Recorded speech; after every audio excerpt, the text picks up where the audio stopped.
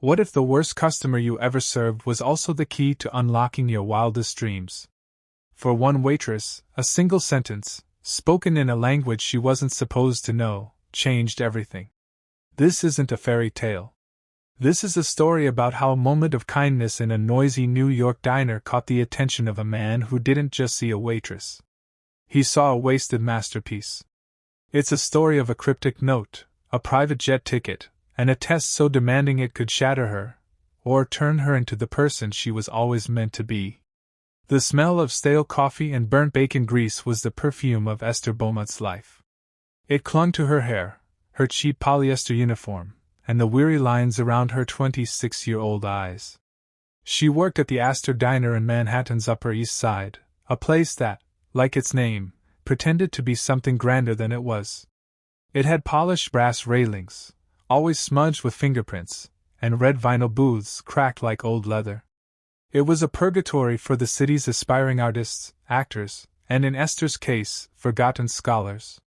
Each morning, she would tie her apron, the strings frayed from 1,000 shifts, and paste on a smile that rarely reached her eyes.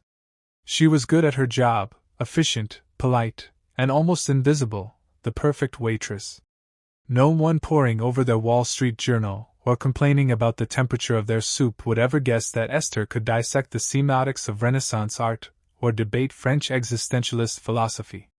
No one knew that 4 years ago, she had been a top student at the Sorbonne in Paris, living a life painted in the vibrant colors of her dreams. Then came the phone call. Her father's heart attack, the collapse of his small construction business, the mountain of unforeseen debt. Her dream dissolved overnight. She flew home, leaving behind the cobblestone streets of the Latin Quarter for the cracked pavement of a tiny Queens apartment she now shared with her friend, Maya. Paris became a ghost, a painful whisper of a life that belonged to someone else. "Order up!" barked Saul, the cook, his voice a gravelly roar over the sizzle of the griddle. Esther grabbed the heavy plates, the heat warming her forearms. "Thanks, S." She moved through the cramped diner with a practiced grace, weaving between tables and busboys. Table 7 was her nemesis today, a man in a pinstripe suit, probably in his late 40s, who had already sent back his orange juice because it had too much pulp. His name was Mr. Henderson, and he was trying desperately to impress his much younger date. "And make sure the steak is medium rare," he'd ordered earlier, snapping his fingers. "Not medium, not rare. If it bleeds, I'm sending it back. If it's gray, I'm sending it back. Got it, sweetheart?" Esther had just smiled. "Perfectly clear, sir." As she navigated the lunchtime rush, her eyes briefly scanned the room. In the far corner booth, a man sat alone. He was different from the usual Astor crowd. He wasn't on his phone or trying to be seen. He was just watching. He was dressed in a simple dark gray cashmere sweater and charcoal trousers. There was no flashy watch, no ostentatious display of wealth, but the cut of his clothes and the quiet intensity in his gaze spoke of a different world. He nursed a single black coffee, and every time she passed, she felt his observant eyes on her. It wasn't creepy, just analytical. She'd pegged him as a writer, or perhaps a professor. He had an air of quiet contemplation about him. "2 more coffees for table 9. Maya whispered as they crossed paths near the kitchen. "And Henderson is asking for you again. He says his water tastes too municipal." Esther sighed, rubbing her temple. "Of course he does. I'll get the bottled water." It was just another Tuesday, a relentless cycle of pouring coffee, taking orders, and absorbing the casual condescension of people who had never known what it felt like to choose between paying the electricity bill and buying groceries. She moved toward Henderson's table, her tray of water bottles balanced perfectly, unaware that this mundane, soul-crushing Tuesday was about to cleave her life in two.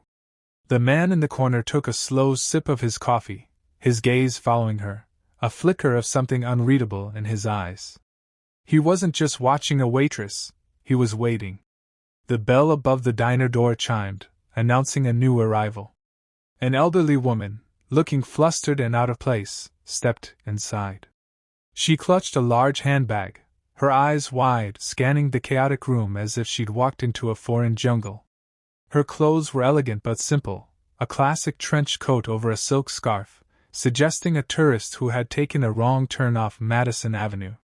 She approached the host's stand, where a new hire, a teenager named Kevin, was struggling to manage the seating chart. "A table? S'il vous plaît?"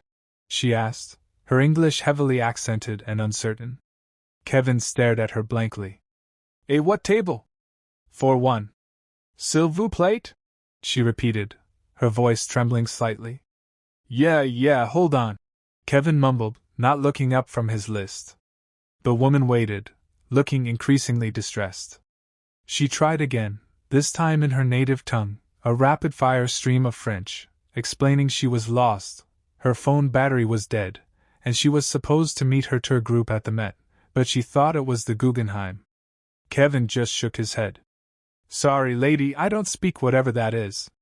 "Spanish?" From his table, Mr. Henderson let out a loud, theatrical sigh. "Oh, for heaven's sake! Let a man of culture handle this." He pushed his chair back and stood up, puffing out his chest as he approached the woman. "Bonjour, madame," he said, his accent a grotesque caricature. I can help you. You, want a table?" The French woman just looked more confused.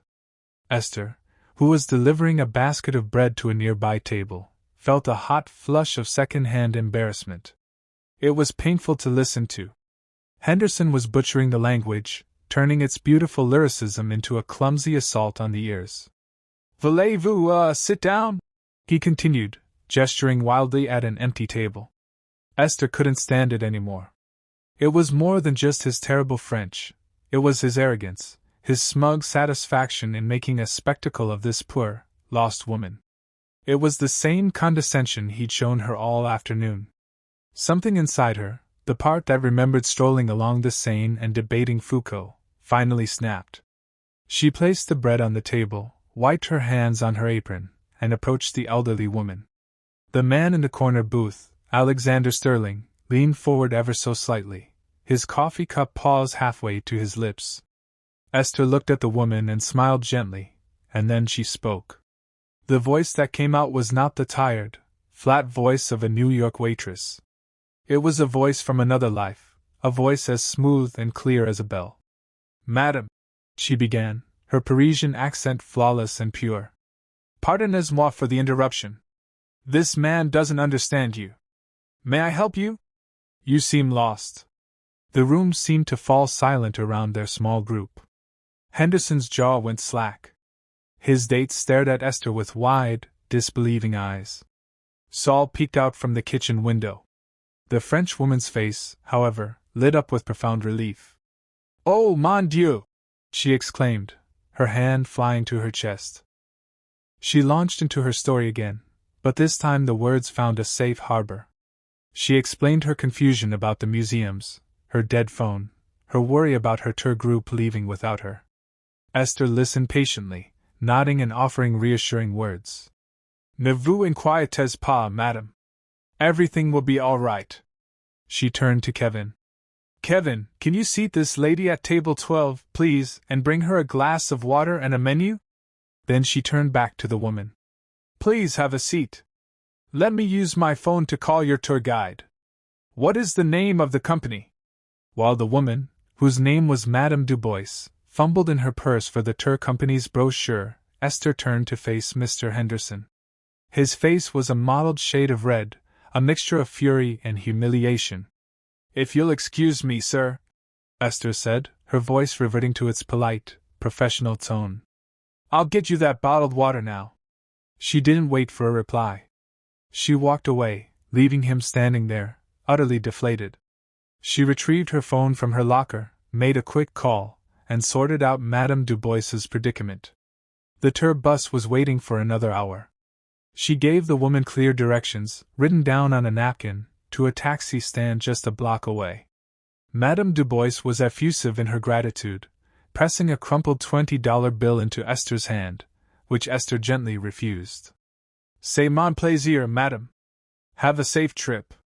As Madame Dubois left, a sense of quiet satisfaction settled over Esther. For the first time in a long time, she felt like herself again. She had forgotten what that felt like. She went to clear Henderson's table, expecting him to be gone. He was, but he'd left a paltry $1 tip on a $100 bill. She wasn't surprised. What did surprise her was that the man in the corner booth was also getting up to leave. He caught her eye as he slid on a tailored navy blue coat. He gave her a small, almost imperceptible nod, a look of profound appraisal in his eyes. He left a crisp $100 bill on his table for a $3 coffee and walked out without a word. Esther pocketed the generous tip, feeling a small thrill of victory. She thought that was the end of it, a brief, satisfying moment of rebellion in an otherwise gray existence. She had no idea it was only the beginning. The rest of the shift passed in a blur of routine. The diner emptied out, the frantic energy of the lunch rush replaced by the quiet hum of the late afternoon. Esther refilled salt shakers, wiped down sticky ketchup bottles, and tried not to think about Mr. Henderson's sneer or the surprising weight of the quiet man's gaze. She was just Esther, the waitress. That flicker of the Sorbonne student had been just that, a flicker. When her shift finally ended at 5 p.m., she felt the familiar ache in her feet and the deeper ache in her soul. She slung her worn messenger bag over her shoulder and headed for the back exit. "Hey, Beaumont!" She turned. It was Saul, wiping his hands on his greasy apron. He was holding something, a sleek black envelope. "The quiet guy, the one in the corner booth? He came back a few minutes ago, said he forgot to give this to you. Told me to make sure you got it personally." Esther frowned, taking the envelope. It was made of heavy, expensive cardstock, unlike anything she'd ever held. There was no name on it, no address, just a simple, elegant silver seal holding it closed, the stylized wings of what looked like a falcon. "Weird, right?" Saul grunted. "Looked like a spy or something. Anyway, see you tomorrow." Esther murmured her thanks and slipped out into the alley. The evening air was cool against her flushed skin. Leaning against the brick wall under the dim glow of a security light, she broke the seal. Her fingers trembled slightly.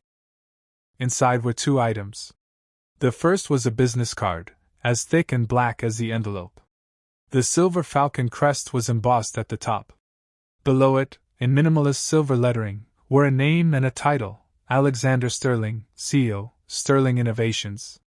Esther's breath caught in her throat. Sterling Innovations wasn't just some tech company.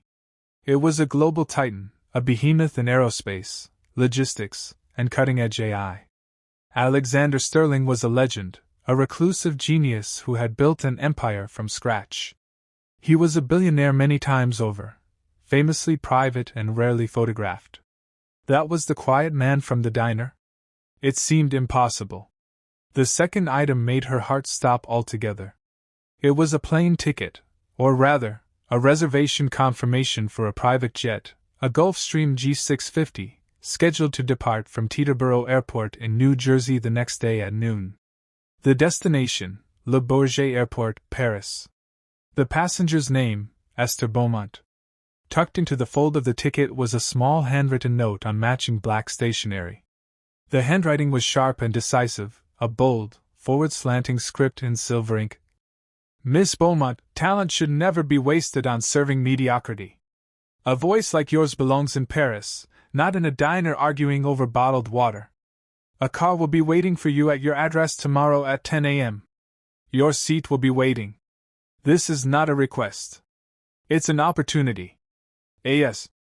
Esther read the note once, then twice, then a third time. Her mind reeled. The alley seemed to tilt, the sounds of the city fading into a dull roar. This had to be a joke, an elaborate, cruel prank. Maybe Henderson had set it up to mock her further. But how would he know her address? And the expense, a private jet to Paris? She stumbled home in a daze, the black envelope clutched in her hand like a talisman. When she burst into her tiny Queens apartment, Maya was on the couch, scrolling through her phone while a reality TV show blared in the background. "Whoa, you look like you've seen a ghost," Maya said, looking up. Esther didn't speak. She just walked over and laid the contents of the envelope on the coffee table: the business card, the jet ticket, the note. Maya picked up the card. Sterling Innovations? Isn't that? Her eyes widened. She read the note, then looked at the ticket. She looked back at Esther, her mouth agape. Girl, what is this? I don't know, Esther whispered, sinking onto the couch. It's insane. He was there at the diner.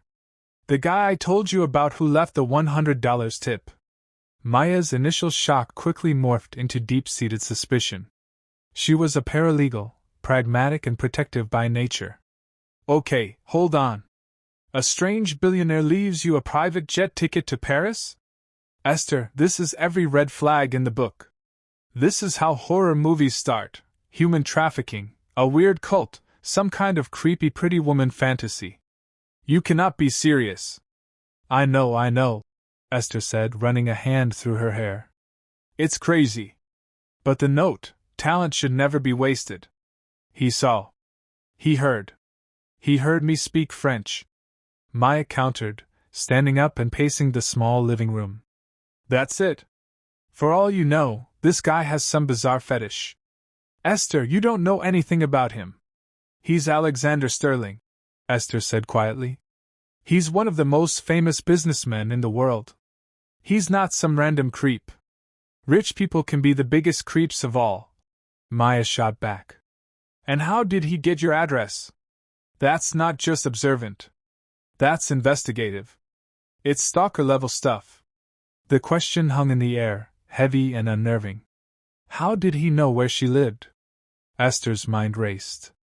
He must have had someone follow her or run her name through a database. The ease with which he had pierced the veil of her anonymity was terrifying. But beneath the fear, something else was stirring, a wild, dangerous hope. Paris. The word alone was a physical ache in her chest. The ticket on the table wasn't just a piece of paper. It was a doorway back to the life that had been stolen from her. It was a chance. It was everything. What if it's real? Esther asked, her voice barely a whisper. What if it's just an opportunity, like he said? And what if it's a trap? Maya retorted, her arms crossed. You throw away your job, your life here, on the whim of a man you met for 5 seconds for a cryptic note? Be realistic. Esther looked around the cramped apartment at the peeling paint on the walls, the stack of overdue bills on the counter. She thought of her uniform, hanging by the door, smelling of grease. This was her reality. It was safe, predictable, and it was slowly suffocating her. The note said, "This is not a request." It felt like a command, but also a challenge to be more than what she had become. The fear was real. Maya's warnings were logical. But the pull of Paris, the intoxicating possibility of escape, was stronger. It was the most terrifying decision of her life. She looked at Maya, her oldest friend, her anchor in this difficult life. I think I have to go, Esther said, the words tasting strange and foreign on her tongue. I have to know. The next morning was a whirlwind of anxiety and adrenaline. Esther called the diner and quit, her voice shaking as she left a message for her manager, Mr. Davies. She imagined his annoyance, his casual dismissal of her as just another flaky waitress. The thought, which would have bothered her yesterday, felt strangely liberating today. Packing was a surreal experience. What does one pack for a clandestine trip to Paris offered by a reclusive billionaire? Her entire wardrobe consisted of worn jeans, faded t-shirts, and a single black dress she'd owned for 5 years. She stuffed them into her old, scuffed suitcase, feeling foolish and hopelessly out of her depth. Maya watched her, a storm of worry on her face. I ran a background check on him, or tried to. He's a ghost. No scandals, no tabloid fodder, just business articles and philanthropy announcements. He's either a saint or very, very good at hiding things. Maybe he's just private, Esther said, trying to convince herself as much as Maya. Private people don't summon waitresses to Paris with anonymous notes. Maya shot back. I'm serious, Esther. I've put a tracking app on your phone. Don't you dare turn it off. And I want you to check in with me every 3 hours.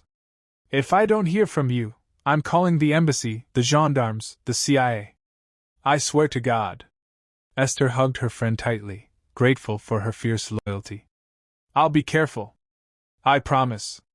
At precisely 10 a.m., a black Mercedes-Benz S-Class sedan, so silent it seemed to materialize out of thin air, pulled up to their apartment building. A chauffeur in a crisp black suit stepped out and opened the rear door. He didn't ask for her name. He simply nodded and said, "Miss Beaumont, we are ready when you are." The ride to Teterboro Airport was silent and smooth. Esther stared out the tinted windows at the city rushing by, feeling a profound sense of detachment, as if she were watching a movie of someone else's life.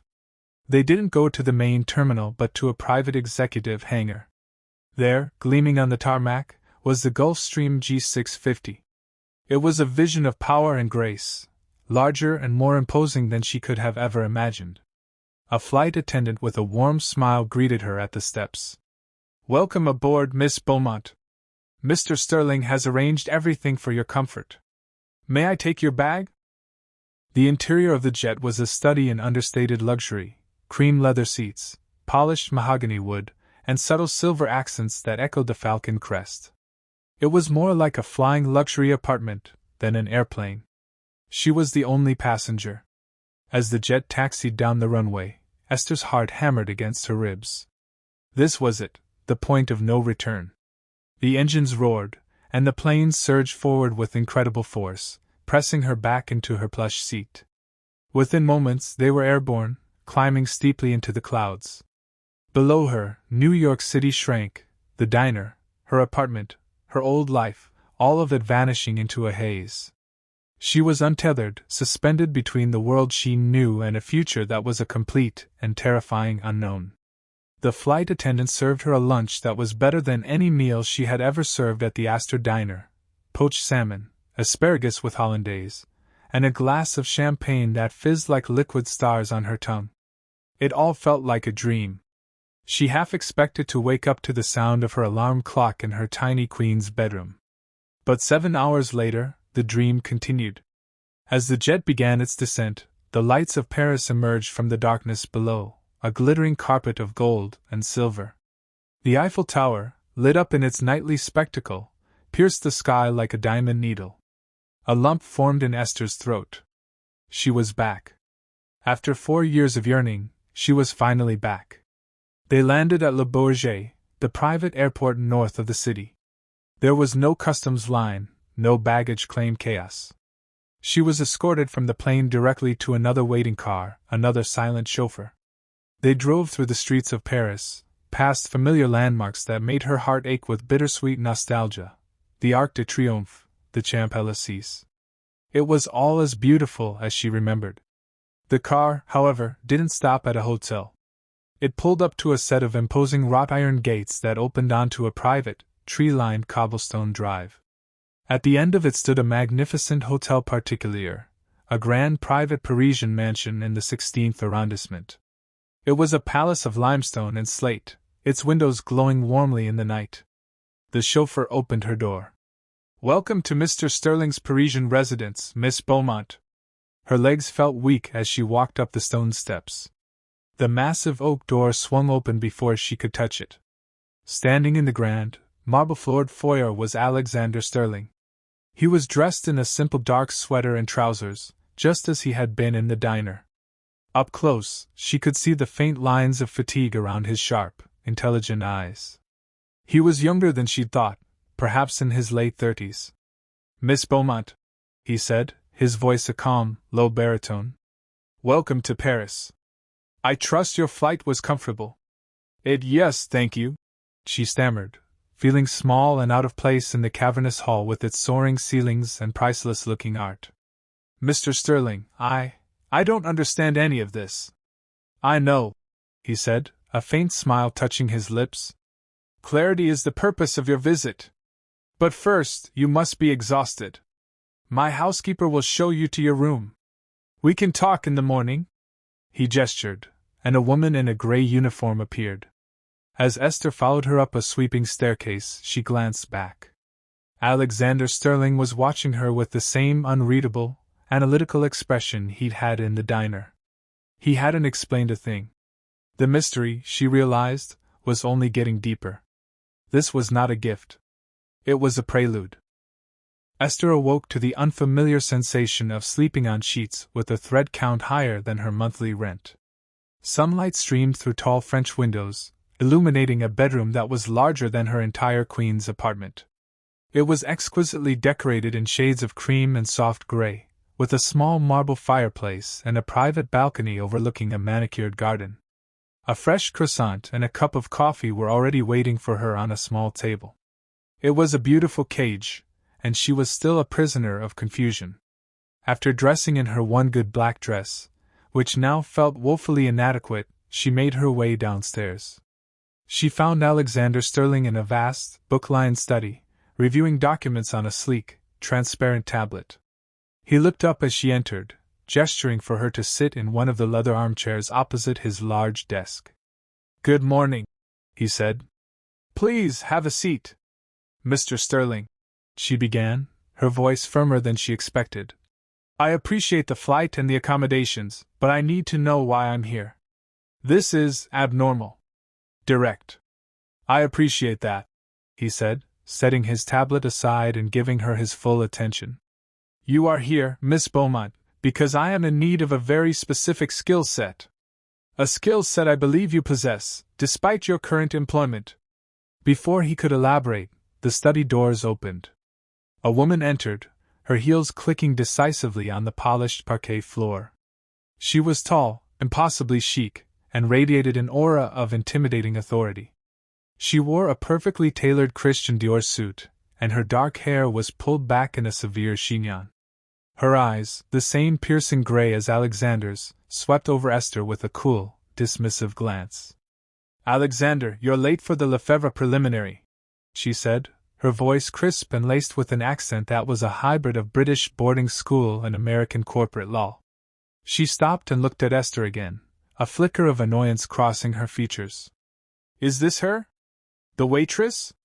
Alexander's face remained impassive.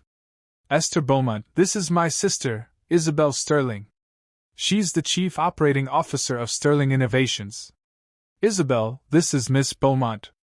Isabel offered a smile that was as sharp and cold as a shard of glass.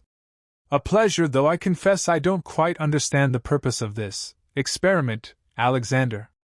She turned her gaze back to Esther. "My brother has a penchant for seeing potential in the most unlikely of places. He seems to think that because you can speak French, you can solve a multi-billion-dollar problem for us." Esther's head was spinning. A multi-billion-dollar problem? What did they think she was? Alexander finally offered an explanation. "Sterling Innovations is in the final stages of acquiring a company, a French company, Maison Lefebvre." Esther knew the name. Everyone did. Maison Lefebvre was a legendary Parisian luxury house, founded in the 18th century, famous for its bespoke leather goods and perfumes, a bastion of old-world craftsmanship and French heritage. "Lefebvre is family-owned," Alexander continued. "It has been for 8 generations, and the current matriarch, Genevieve Lefebvre, is resistant to the acquisition. She is a traditionalist. She believes an American tech company like ours will destroy her family's legacy. We've sent teams of the best lawyers and negotiators in the world, and they've all failed. They don't speak her language. And I don't mean French," Isabel interjected, her tone dripping with skepticism. "They don't speak the language of nuance, of culture, of respect for tradition. Genevieve Lefebvre slammed the door on our last M&A head because he wore white sneakers to a meeting." Esther was beginning to understand. "You need a translator." "No," Alexander said, leaning forward. "We have hundreds of translators. I need more than that. I need a bridge. I need someone who understands the subtlety of French culture, who can show respect for their heritage, but who also understands the directness and ambition of the American mindset. Someone who can navigate both worlds." He paused, his eyes locking onto hers. "In the diner, I didn't just see a waitress speaking French. I saw a woman of intelligence and grace handle a difficult, arrogant man with poise. Then I saw her treat a lost, frightened woman with compassion and empathy, using flawless colloquial French, not to show off, but to genuinely connect and help. That combination, poise under pressure, cultural fluency, and genuine empathy, is rarer than you can imagine. It cannot be taught in a business school. Isabel let out a quiet, impatient sigh. It's a romantic notion, Alexander. A lovely story. But this is a $2.7 billion acquisition, not a social experiment. Miss Beaumont has no corporate experience, no background in finance or law. She served pie yesterday. The insult landed like a physical blow, but Esther held her ground. She refused to let this woman diminish her. And what is it you do, exactly, when you're not a waitress? Isabel pressed, her eyes narrowing. What hidden talents did my brother unearth with his little private investigation? The question confirmed Esther's fears. He had investigated her. I was a student, Esther said, her voice steady. Here, at the Sorbonne, I studied art history and French cultural studies. I had to leave before I could finish my degree due to a family emergency. Alexander nodded slowly, as if this confirmed something he already knew. Isabel, however, looked unimpressed. So, you're a college dropout? She stated flatly.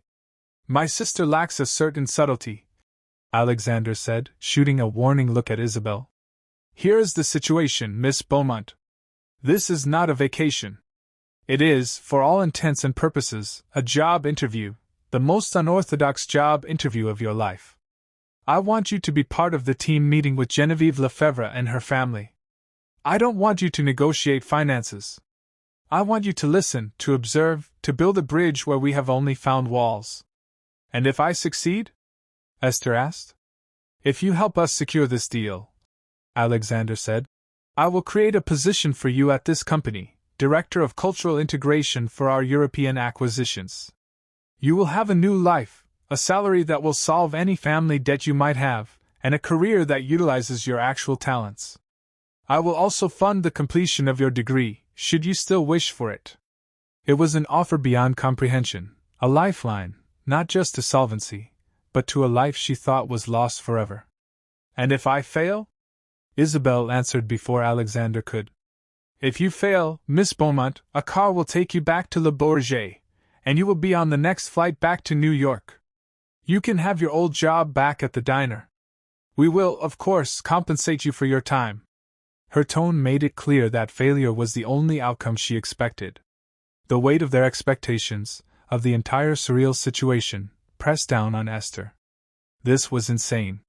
They were asking her to step into a corporate Shark Tank with nothing but a half-finished arts degree and her fluency in French. It was an impossible task. But then she thought of the diner, the grease, the condescension, the slow, grinding death of her spirit. Failure here meant returning to that. Success meant everything. She looked from Isabel's cold, challenging stare to Alexander's quiet, expectant one. She took a deep breath. When is the meeting? The next 2 days were a brutal, high-speed education in the world of corporate acquisitions. Esther was given an office in Sterling's Parisian headquarters on the Place Vendôme, a space with a view that was probably worth more than she had earned in her entire life. She was buried under an avalanche of files, financial reports, market analyses, legal documents, and most importantly, a thick dossier on Genevieve Lefebvre and her family. She devoured every page. She learned that Genevieve was 78 years old, a widow, and had run the company with an iron fist for 40 years. She was a legend in the fashion world, a purist who despised the modern trends of fast fashion and influencer marketing. The dossier was filled with failed attempts by other companies to acquire Maison Lefebvre. Genevieve had dismissed them all as vulgar merchants who wouldn't know a Birkin from a bucket. Isabel made her disdain for the situation clear. She would periodically enter Esther's office, quiz her on obscure financial data, and point out her lack of experience.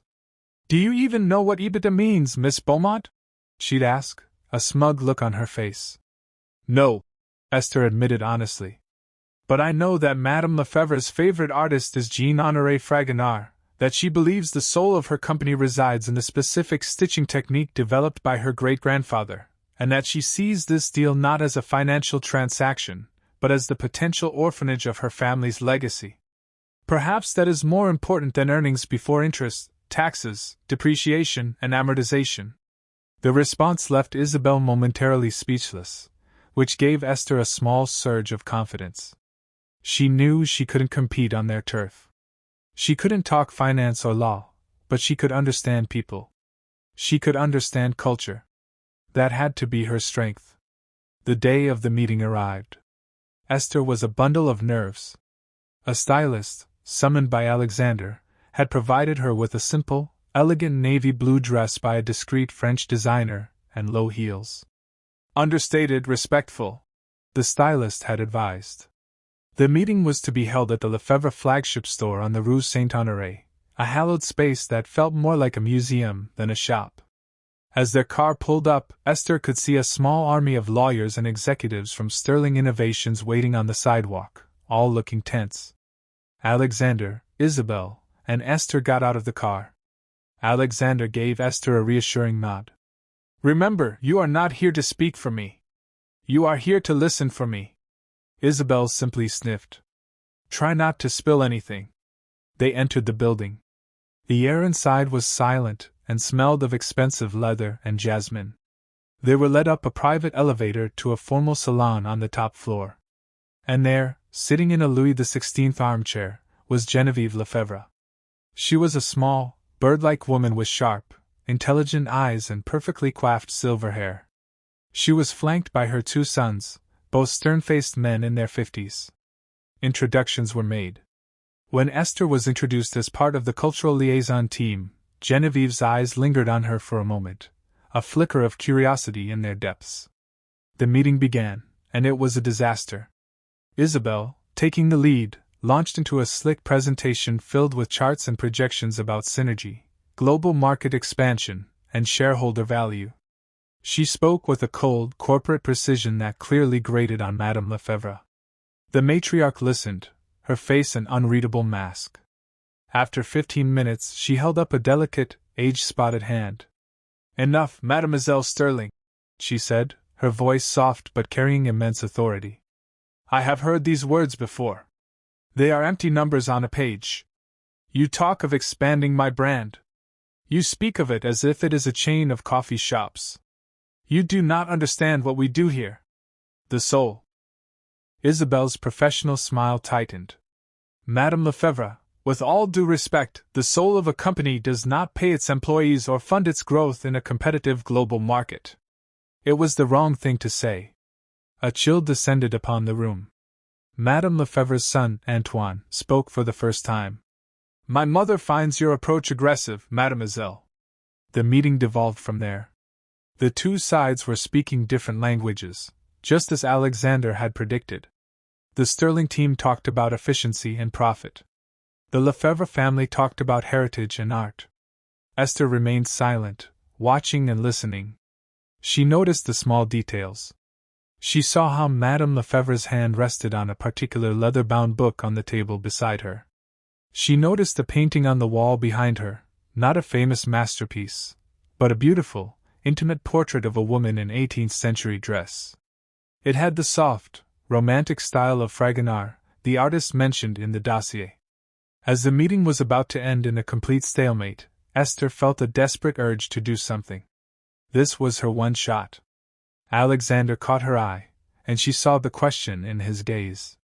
He gave her the slightest of nods. "Permission."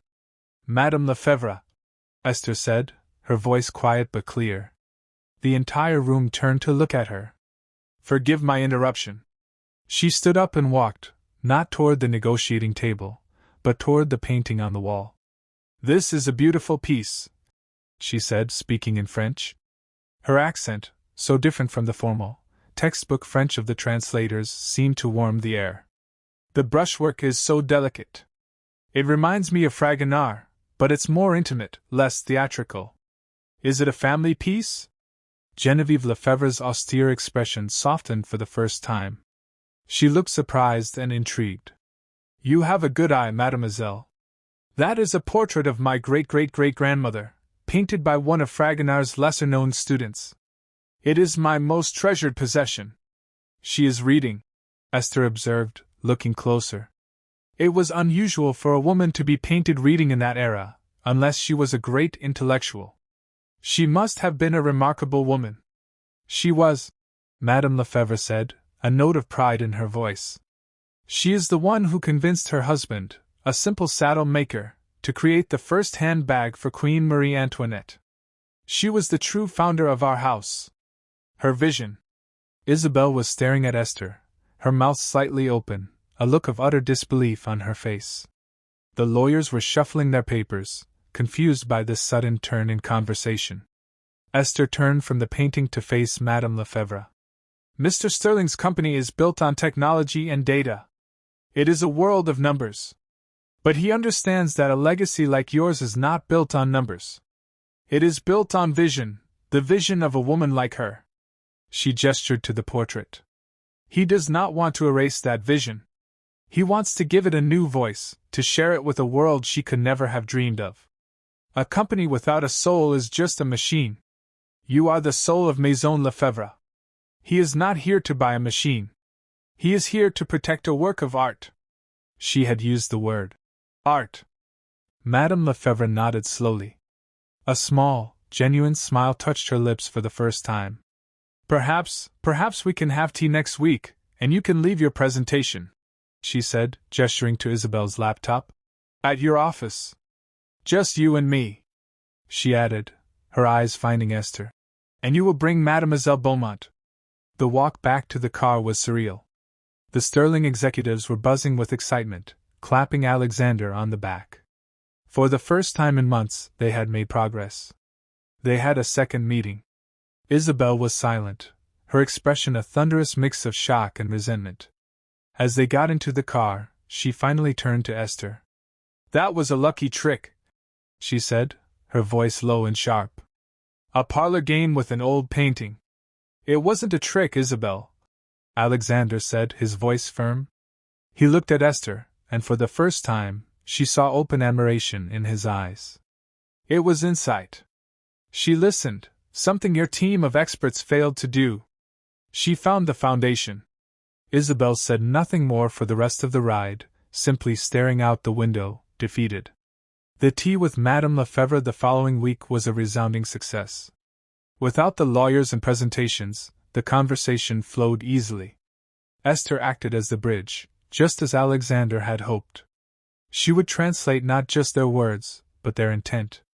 When Alexander spoke of platforms and digital ecosystems, Esther would rephrase it to Madame Lefebvre as creating a digital atelier where the stories of the artisans could be shared with the world. They talked for hours, not about money, but about art, history, and legacy. By the end of the week, the deal was signed. Maison Lefebvre was now part of Sterling Innovations, but with contractual guarantees protecting its heritage, its French workshops, and with Geneviève Lefebvre herself appointed to a lifetime seat on the board as a brand guardian.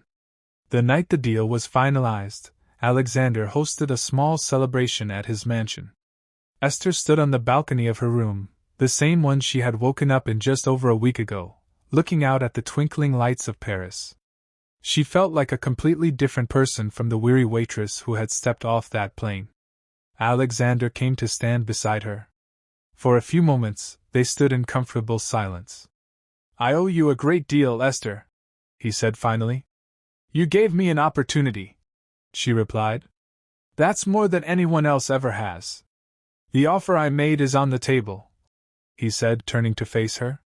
Director of Cultural Integration, a very generous salary, a housing allowance here in Paris, and a blank check for your education. It's yours. No interview required. This was it, the culmination of the impossible dream. A new life handed to her on a silver platter. But something had shifted in her over the past week. She had not just been acting as a bridge for him. She had been rebuilding a bridge to her own forgotten self. Thank you, she said, her heart pounding. It's an incredible offer. But I have a counter-proposal. Alexander raised an eyebrow, a flicker of amusement in his eyes.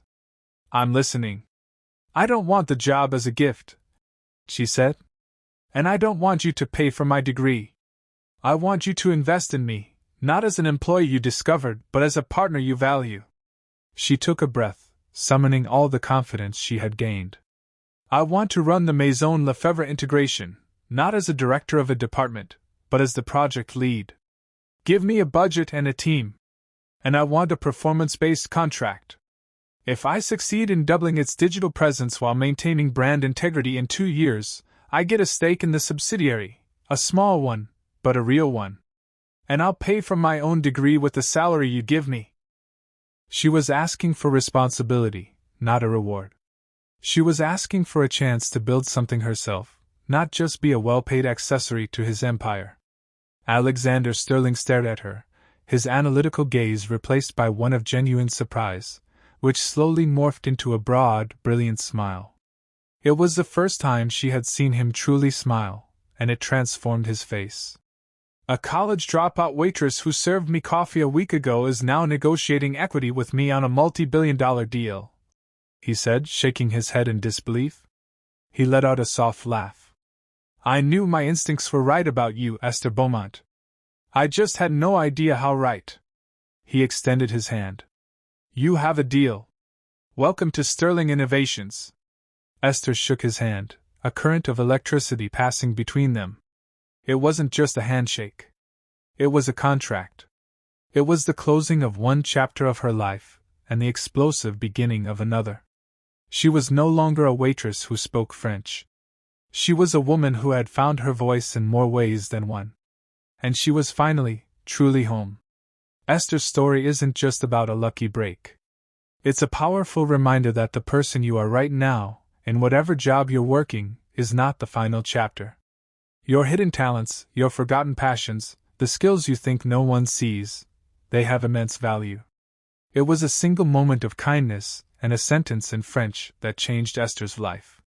But it was her courage to step onto that jet, her intelligence to see the real problem, and her confidence to demand her true worth that secured her future. What hidden talent do you have that the world just hasn't seen yet? What would you have done if you found that black envelope? If this story inspired you or made you think, please give this video a thumbs up. It truly helps us bring more stories like this to you. Don't forget to subscribe and hit the notification bell so you never miss an incredible journey. And share this video with someone who needs to be reminded that their big break might be just one customer, one conversation, or one moment of courage away. Thank you for listening.